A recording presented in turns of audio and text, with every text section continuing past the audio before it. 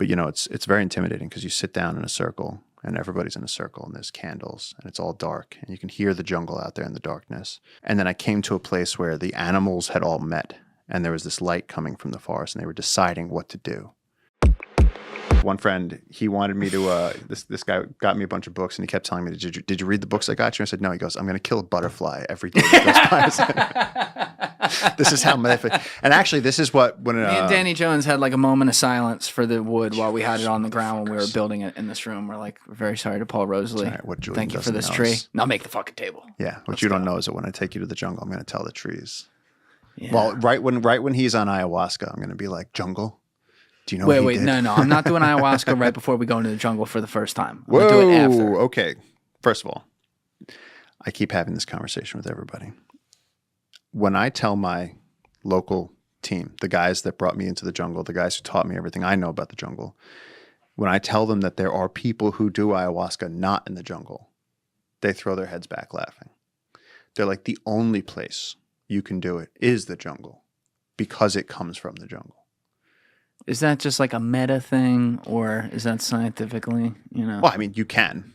You certainly can. You can take the substance and, go do it in a yoga studio in LA if you want to. That is a thing that you can do. I'll bet. Guys, if you're still watching this video and you haven't yet hit that subscribe button, please take 2 seconds and go hit it right now. Thank you. But if you speak to the medicine men and the shamans and the villagers in Amazonia, they would say, what they have told me is that they don't even want to go to the outer city limits to do it. You want to be completely surrounded by the jungle. And so the time that I did ayahuasca, the shaman who was doing the ceremony was Donagnacio, and he was about 80-something years old at this point. So this is someone that's lived out in the jungle for months. Wrote of about his this guy in lives. your book, I think. I think he's mentioned. I didn't mention it. I know I didn't cover it at the time. At the time I was writing it. Oh, Don Santiago. Don Santiago is Yeah. JJ's dad. This is Donagnacio. They were friends. Kind of the old guard, the old guys. But it's very intimidating because you sit down in a circle and everybody's in a circle and there's candles and it's all dark and you can hear the jungle out there in the darkness. And, you think like you're doing mushrooms or something. I was like, oh, I'm going to have a notebook. And I was like, I have, some cigarettes. And I was like, this is going to be great. And I thought I was going to be able to move.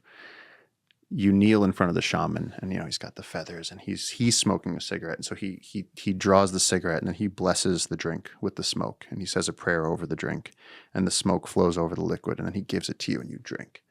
And as soon as I drank, I was very aware of that was a one-way door. I had just made a decision that I couldn't take back.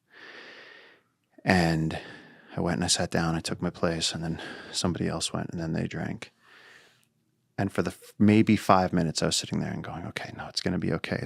For about 5 minutes, I convinced myself that it was going to be okay. And then you're listening to the throbbing, insects throbbing, and the frogs throbbing, and all that whoosh, whoosh, whoosh, whoosh, and all of a sudden you just feel it start moving under your skin. And all of the sound of the jungle starts moving under your skin. The sound of the jungle moves under your skin. The sound of the jungle starts moving with your blood. Like the vibration of it. In the Matrix when he touches the mirror and then he takes his fingers back and it's on him? Yes. I picked up my hand and the jungle was moving up my arm. And when it takes you, I dematerialized. I fell straight through the atoms of reality. I fell like through the planet. And I spent years in unconstructed dream space. I was down there. Years. I hated it. I was so scared. I mean, what ayahuasca has the ability to do is to literally open up the jaws of the universe. Are you sitting, like in the real world though, are you sitting down this whole time? Oh, in the real world, your face is against the deck and you're drooling. In the real world, you look ridiculous. But in your head, you are flying through other universes. You are through wormholes, nebulas, ancient civilizations, other planets. You are through insane. I spent a very long time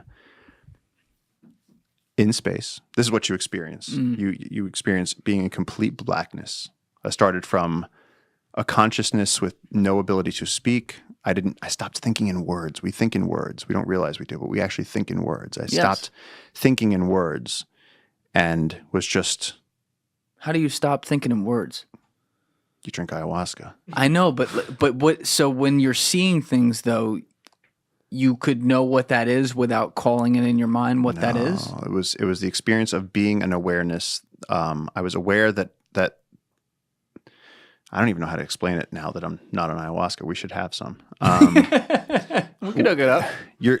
I was aware that I was there, floating black, and I could see stars very far below.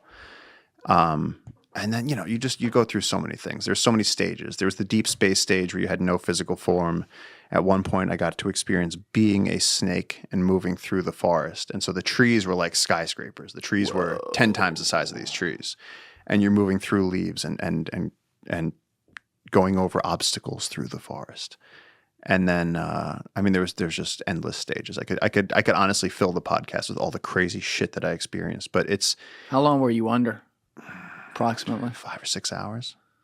But that's a while. It's a long time. And so the trip ended with that, the snake form was, I was very, very excited to have physical form again. And so I was able to go through deep jungle. I was able to see places where the forest was burning. I was able to communicate with the other animals. And then I came to a place where the animals had all met and there was this light coming from the forest and they were deciding what to do. The jungle was like holding a conference where they're trying to decide what to do. And I was this tiny snake in the corner. What animals are there? Do you remember? Every conceivable animal had come out to this clearing. There's this glowing light and they were communicating with whatever the leader was. Do you remember? It didn't have form. It was just everyone was there to listen to the guidance of this one thing. All of the animals. It was light. There was just light. And then at some point after that, I found myself talking to a beetle, this giant beetle with jaws. I mean, this is a beetle the size of a tractor trailer, like this giant epic beetle. And it just said, "Give it to me." And I was like, "What do you want?" And then the trees started falling like 9/11. Trees started falling like that, like imploding. And everything started falling apart. The natural world was dying. And this beetle, I was going, "What do you want?" And I'm standing in a desert and like my clothes are blowing off and everything's flying. And it just goes, "Give it to me." And it opens its jaws. And I start vomiting a rainbow. And I went back through every wormhole, every fucking nebula. I went through like 1,000 years and landed smack on my body, lifted up my face, and then just explosive vomit for about maybe a half hour. And so when we came back... Oh my God. We came back from all of that. I was thanking God that I had hands. It was so amazing to have a hand again, to know hands, to remember your name. Were people watching you who were black. sober? It's the middle of the night. It's only the shaman and people on a trip. Now, he's not on a trip, though. Yes, he is. Oh, he is? He has to go with you. He guides you through it. So who the fuck is chaperone? Okay, well, you're sitting there like Leo and Wolf of Wall Street, like, but you're like tripping balls and no one's there. Like, so you're in the Amazon. So after we drank, he comes around and he's going to each person. He's supposed to check on you and guide you. And so what we found out later was that 80-something-year-old Donagnacio had, on this particular day, overboiled the ayahuasca. And so at like 4 a.m, we're all coming back. We're like relearning the fact, like we're trying to learn how to walk. We're all like holding onto each other's shoulders. And we're all like, "Yo, where the fuck is Donagnacio?" And we start looking and I like wake up JJ. I'm like, "JJ." And JJ's like, "Yeah." And I'm like, "Where's Donagnacio?" And he's like, "He's fine. Don't worry about it." And I was like, "All right." So we fell asleep right there on the deck. We all wake up again. Now it's light out. And there's a hammock where he's supposed to be, but there's no one in the hammock. So we start like a search party looking for the shaman. And we found him, in E.T., when E.T. escapes and they find him like in the stream, like laying there. We found him just like that, butt-ass naked. And we picked him up and we wrapped him in a towel. We said, "Donagnacio, what happened?" And he goes, "Fuck." He goes, I've been doing this for, 50 years. I've been drinking ayahuasca. He goes, "The spirits punished me last night. They punished all of us." Yeah. Because I overboiled it. And I was like, "That's great. That was the trip that I chose to go on. The worst one that retired the shaman." I'm just trying to picture, forget being a snake.